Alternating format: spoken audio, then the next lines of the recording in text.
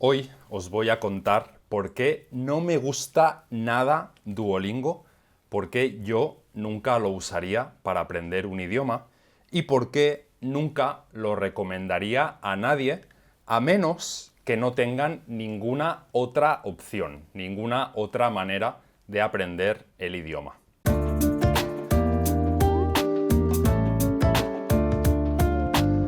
Entonces, hoy os voy a hablar solamente de la aplicación y la web de Duolingo, de la aplicación y la web principal. No os voy a hablar de los podcasts de Duolingo, de los stories de Duolingo, ni de otros posibles productos que Duolingo, la empresa Duolingo, pueda sacar en el futuro. ¿Vale? Entonces, hoy no me voy a quejar de las cosas típicas de las que se queja la gente. Veo mucha gente que se queja de quizá 3 cosas de Duolingo. Una es que no explique la gramática, pero bueno, con nuestro método, con input comprensible, no necesitamos explicaciones de gramática. Otra es que cuando te dice que algo está mal, no te explique por qué está mal.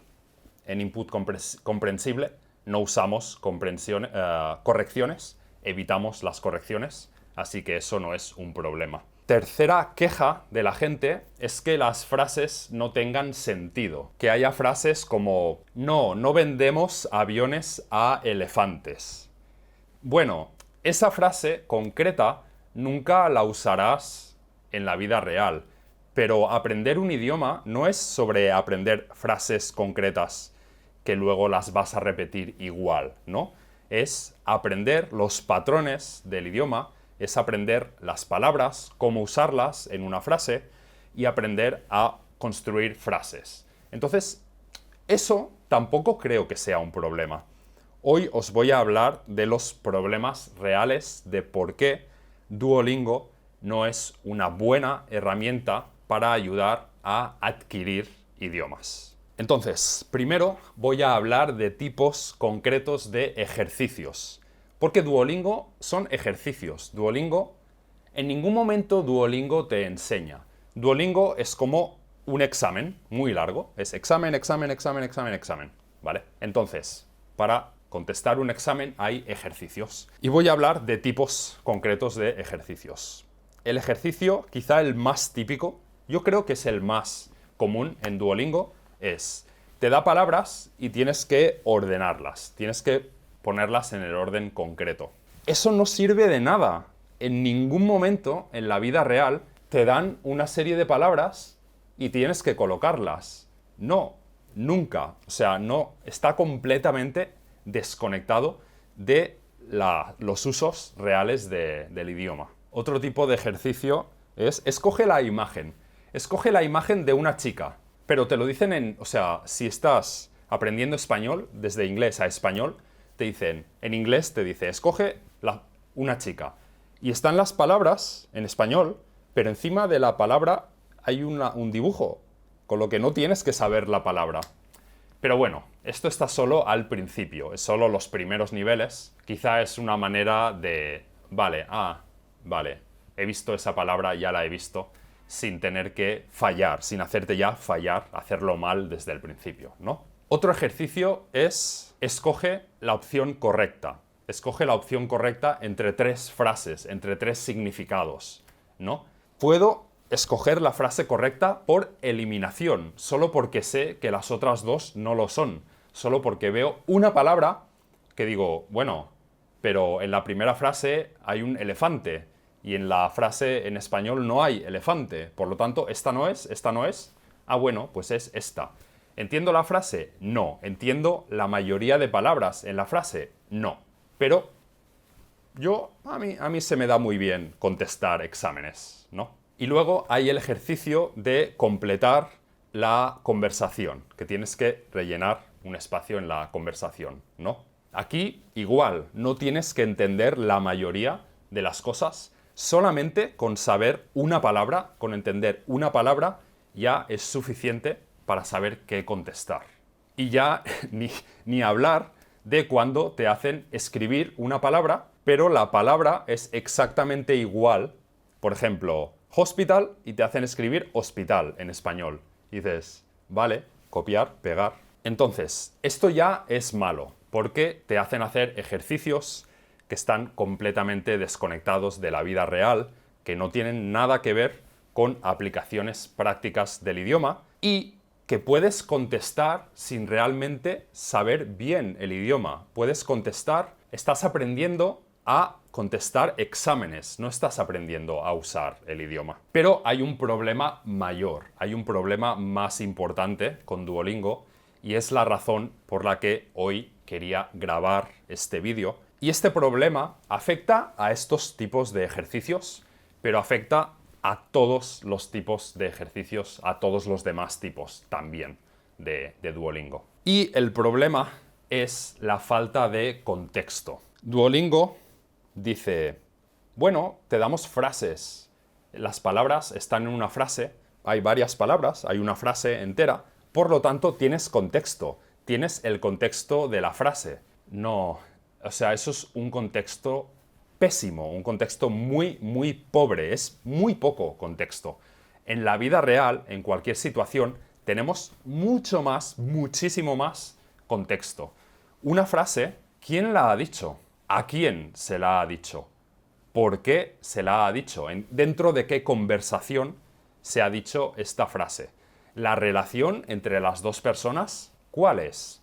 Estas dos personas, ¿dónde están cuando lo han dicho? ¿En qué momento? ¿Qué tiempo del día? ¿Qué día de la semana? ¿Con qué intención? ¿Por qué esta persona le ha dicho esta cosa a la otra? Todo este contexto, ¿en qué tono se la ha dicho? ¿Qué entonación ha usado al decírsela? Todo esto no tenemos nada de esto en Duolingo. Entonces, esto se ve muy claramente cuando hay que traducir frases, cuando Duolingo te pide que traduzcas una frase, ¿vale? Entonces, en este ejemplo nos muestra la frase de ella es una niña. ¿Qué quiere decir la frase de ella es una niña? Quizá os parecerá que es muy sencilla, quizá os parecerá que se puede traducir muy fácilmente. No, el significado de ella es una niña depende mucho, depende de quién lo dice, de dónde está, de cuál es el contexto más general en el que lo ha dicho, para saber realmente cuál es el significado, cuáles son las connotaciones de esta frase que está diciendo. Que quizá os parece una tontería, pero no lo es, porque ella es una niña, es una frase que los nativos casi nunca van a decir, que casi nunca se va a usar. Y lo he estado pensando mucho, he estado pensando cómo tendría que ser la situación para que alguien dijese esta frase. Y es muy difícil. Porque estás aprendiendo una frase y tú puedes pensar, bueno, siempre que tenga que especificar, que decir si una persona es niño o niña, puedo usar esta frase. No. Te van a entender seguramente, pero en español no lo decimos así, no se dice así. Quizá os imaginéis, bueno, yo puedo decir ella es una niña cuando quizá tengo un bebé, ¿no? Tengo un bebé y alguna persona me pregunta, oh, ¿es niño o niña? Pues no dirías ella es una niña. Dirías simplemente es niña, porque te han preguntado solo si es niña o si es niño. Es niña. Y ya está. Nunca harías la frase entera. Ella es una niña. Porque si es ella, ya es niña. Y ya sabemos que es una. Sonaría muy raro. Otro ejemplo. Quizá penséis que lo podéis usar cuando haya entrado un estudiante nuevo en la clase, haya una persona nueva en la clase y os pregunten, ¿es un niño o una niña? Pues en esta situación tampoco, no dirías ella es una niña, dirías es una niña. ¿Por qué? Porque ella es un pronombre que se refiere a algo que ya conocéis, alguna persona de la que ya habéis hablado. No solo eso, una persona que ya sabéis que es femenina, que es de género femenino, que es una mujer, una niña. Por lo tanto, no dirías ella si todavía no sabíais quién era esa persona, todavía no sabíais que era una niña. Dirías, es una niña. Entonces, ¿realmente cuándo se usaría esta frase? Bueno, en la frase se dice ella. Estamos hablando de ella, por lo tanto, tanto la persona que lo dice como la otra saben que hay una persona y que esa persona es de sexo femenino, ¿vale? Entonces, supuestamente, la frase ella es una niña, estamos dando información, estamos informando a la otra persona de que es una niña. Pero como los dos ya sabemos que es de sexo femenino, estamos informando de que es una mujer de poca edad. Estamos informando a la otra persona en general, de la edad de la persona. Entonces, si estamos usando la palabra ella, es porque necesitamos distinguir entre ella y alguna otra persona que no es ella, alguna otra persona que ya sabemos que no es de sexo femenino. Sabemos que hay por lo menos dos personas y que ya sabemos que una es de sexo femenino y la otra no, ¿vale? Entonces, quiere decir que en algún momento ya hemos hablado de ella, que nos habíamos referido a su sexo, o que ya lo sabemos por algún motivo, pero no conocíamos la edad de esta persona. Entonces, las únicas situaciones que se me ocurren son dos personas que están quizá mirando una lista de nombres, y en la lista de nombres pues ven nombres masculinos, nombres femeninos, y quizá uno de los observadores apunta a un nombre y dice, ella es una niña, porque él ya lo sabe, porque conoce el nombre, conoce esta persona, y el otro ya ha visto que es un nombre femenino, por lo tanto ya sabe que es ella, pero todavía no sabe la edad. Y los dos, una persona tiene que informar a la otra porque están buscando una persona de poca edad, una persona pues joven, ¿no? Un niño o una niña. Entonces, además sabemos que esta frase no puede ser una contestación a una pregunta. La manera como está escrita tiene que ser que la persona que ha visto el nombre en la lista voluntariamente está diciéndole, informando a la otra persona de algo que sabe, que no es una respuesta a una pregunta, y está dándole esta información para que la otra persona esté informada, seguramente para que tome una decisión, para que decida algo, porque la persona que ha visto el nombre no ha tomado ya la decisión, sino hubiese dicho algo completamente diferente. Entonces veis que esta frase que parece sencilla, está dando mucha información y está limitando mucho en qué casos se puede usar y en qué casos no se puede usar. Y todo esto es muy diferente de la frase original en inglés. La frase original se podría usar o no usar en situaciones muy diferentes a las que se usa en español y por lo tanto casi siempre sería una mala traducción. Pero claro, todo esto no lo sabes cuando usas Duolingo, no tienes ni idea, porque no sabes quién está diciendo la frase, a quién, por qué, dónde están, cuál es la intención, cuál es el resultado y lo que ha llevado a decir esta frase, qué es lo que ha pasado antes y qué es lo que ha pasado después de que dijese esta frase. Y todo esto hace que no puedas aprender la mayoría del significado de cada palabra. Duolingo no te está diciendo nada de si es apropiado usar ninguna palabra de las que te enseña, si es apropiado usarla en un contexto informal o en un contexto formal, si la palabra es ofensiva o si no es ofensiva.